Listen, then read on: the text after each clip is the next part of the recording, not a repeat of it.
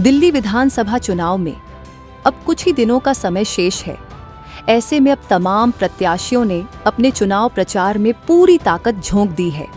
चुनाव प्रचार की इसी कड़ी में बादली विधानसभा से कांग्रेस प्रत्याशी देवेंद्र यादव ने बादली विधानसभा के गुरु नानक देव कॉलोनी में एक जनसभा की।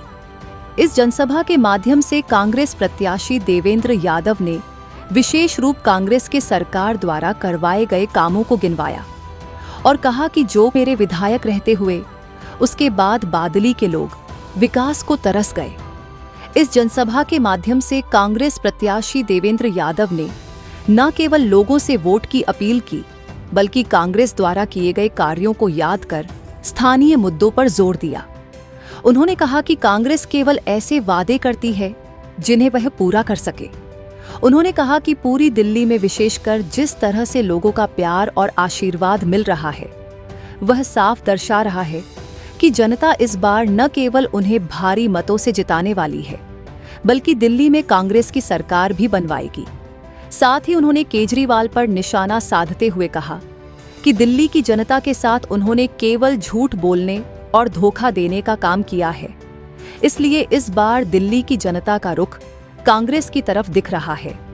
बहरहाल सभी दलों के प्रत्याशी अपनी अपनी जीत के दावे कर रहे हैं, लेकिन जनता की उम्मीदों पर कौन खड़ा उतरता है, ये तो चुनावी नतीजे ही बताएगा। निश्चित ही देखिए, 10 साल की बेरुखी और 10 साल की बदहाली आज दिल्ली और विशेष रूप से बादली विधानसभा की जनता ने झेली है।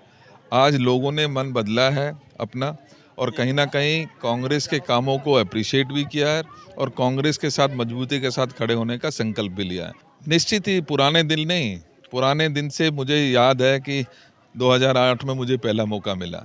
हमने 2008 से 14 तक बहुत अच्छे काम करके इस बादली विधानसभा की जो एक मजबूत नींव रखने का काम किया, जिसमें सारी व्यवस्थाएं हमने करने की कोशिश की। लेकिन 10 साल के बीतने के बाद आज मुझे दुख होता है और कहीं ना कहीं पीड़ा होती है कि जो काम हमने शुरू किए थे, आगे बढ़ाए थे, आज वो कहीं ना कहीं आगे बढ़ने चाहिए थे, लेकिन कहीं ना कहीं उनकी दुर्दशा हुई है। चाहे पार्क देख लीजिए, हमारे जितने हमने पार्क बनाए थे, स्टेडियम बनाने की कोशिश की, मेट्रो लाने की, हमने मेट्रो एक जगह लेकर आए, आगे वो 2 इंच भी बढ़ा नहीं पाए।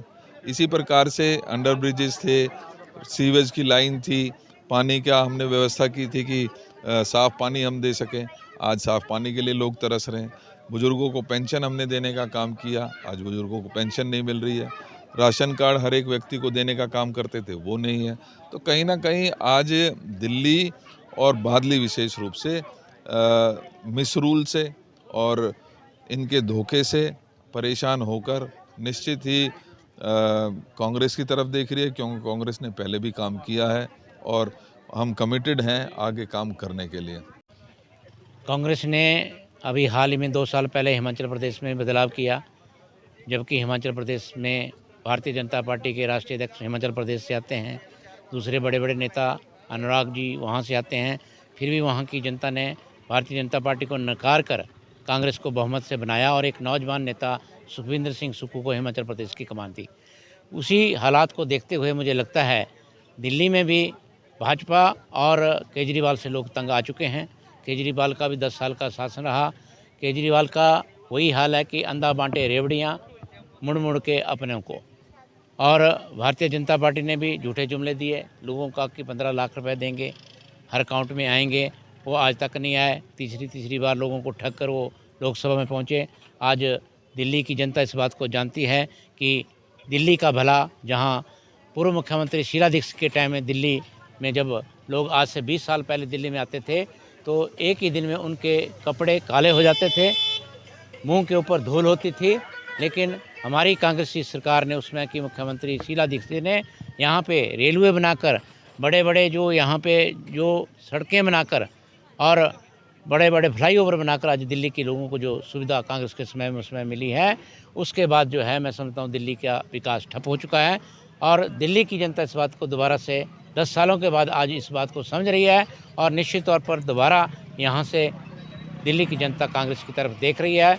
और मुझे लग रहा है जिस तरह से बादली विधानसभा से हमारे नौजवान नेता देवेंद्र यादव जी, जो पहले भी विधायक रह चुके हैं, और प्रदेश कांग्रेस में एक बड़े नेता के तौर पर हैं और देश के तौर पर भी वो राष्ट्रीय स्तर पर भी उनका एक बड़ा नाम है। और निश्चित तौर पर मैं सुबह से उनके साथ पदयात्रा में और जनसभा में उनके साथ था। मुझे पूर्ण विश्वास है कि जिस तरह से जनता उनका स्वागत कर रही है तो निश्चित तौर मैं समझता हूं कि देवेंद्र यादव यहां से भारी मत से जीत कर आएंगे। बादली में बदलाव की आंधी आने वाली है और ये ऐसी आंधी है जिसमें सिर्फ संवरने की चीज़ें हैं, बिगड़ने का कुछ भी नहीं है।